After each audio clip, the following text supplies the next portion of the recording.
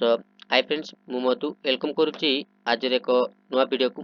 तो जेमिति ओडिया ग्रामर रो पीआईक्यू और triple SC PIQ session discussion करूँ। तो सेमिति आज भी सीरीज डिस्कशन करबा जोटा कि आपण मानकर RI ARY ICDS SFS preliminary examination को बहुत बहुत हेल्पफुल करिवो। ओके तो चलंतु वीडियोटी देरी न करी देखि नेबा। ओके तो क्वेश्चन दिला कालोरे पकईबार सठिक अर्थ कोन। कालोरे पकईबार सठिक अर्थ होची सेटा होची विपदरे पकईबा। ऑप्शन सी होची करेक्ट आंसर। नेक्स्ट हम देखिबा क्वेश्चन दिला निम्नलिखित विशेष्य गुड़िक मध्यरु भिन्न शब्दटी को चिन्हट कर। तो भिन्न शब्दटी को चिन्हट कर सेटा होची कंचा होची भिन्न शब्द ना। तो आंब कदली काकुड़ी तो एटा होची गोटे फलर नेम देइची ना। तो कंचा होची गोटे भिन्न शब्द। नेक्स्ट हम देखिबा निम्नलिखित विशेष्य पद मध्यरु केउटी जातिवाचक विशेष्य नुहे। तो पक्षी गोटे जातिवाचक आउ बालक आउ जंगल गोटे जातिवाचक ना। तो सुंदर होची नुहे ना। सुंदर होची गोटे गुणवाचक। ऑप्शन बी होची करेक्ट आंसर। नेक्स्ट हम देखिबा ध्वनि एक प्रकार कोन। ध्वनि एक प्रकार सेटा होची शब्द ना। ऑप्शन डी होची करेक्ट आंसर। नेक्स्ट हम देखिबा क्वेश्चन देला जेउ विशेषण पद विशेष्य पदर संख्या को बुझाए ताकू कोन कुआ जाए। तो जेउ विशेषण पद विशेष्य पदर संख्या को बुझाए ताकू हमें संख्यावाचक विशेषण बोली कहबा। ऑप्शन सी होची करेक्ट आंसर। नेक्स्ट हम देखिबा निम्नलिखित मध्यरु केउटी चाकर शब्दर प्रति शब्द नुहे। चाकर शब्दर प्रति शब्द नुहे सेटा होची प्रभु ना। चाकर शब्दर प्रति शब्द नुहे आउ किंकर वृत्य आउ दास होची सेटा गोटे चाकर शब्दर प्रति शब्द किंतु प्रभु होची गोटे भगवान को नेम देइची ना। तो सेटा होची नुहे। ओके नेक्स्ट हम देखिबा केउटी मौलिक शब्द। मौलिक शब्द होची सेटा होची देश होची गोटे मौलिक शब्द। ओके नेक्स्ट हम देखिबा क्वेश्चन देला कौरव माने 100 भाई थिले एई उक्ति रे विशेषण पदटी चिन्हट कर।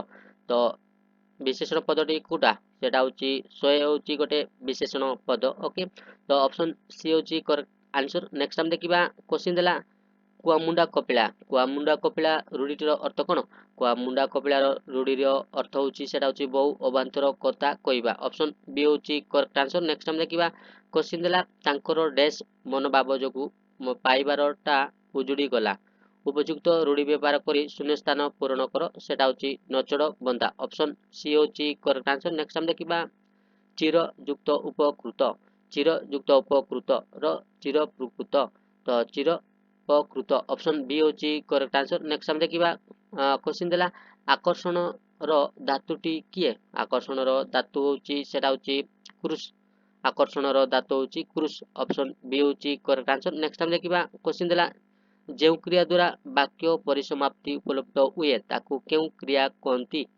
तो जेउ क्रिया द्वारा वाक्य परिसमाप्ति उपलब्ध हुए ताकू हमें समापिका क्रिया बोली कहबा।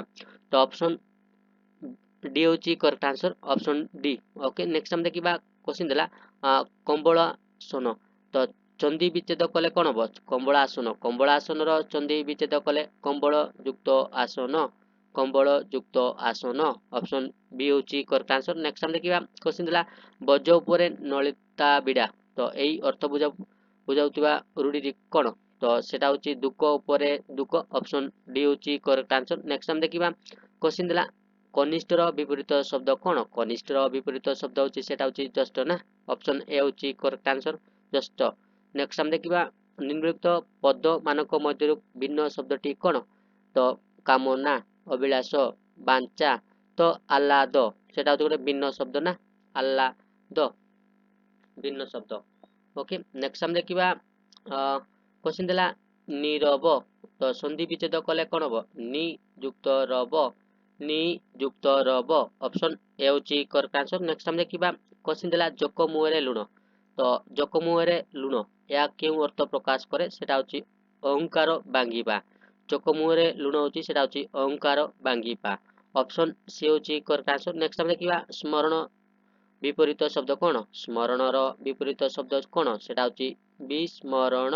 ऑप्शन सी होची करेक्ट आंसर। नेक्स्ट हम देखिबा क्वेश्चन देला सुगम।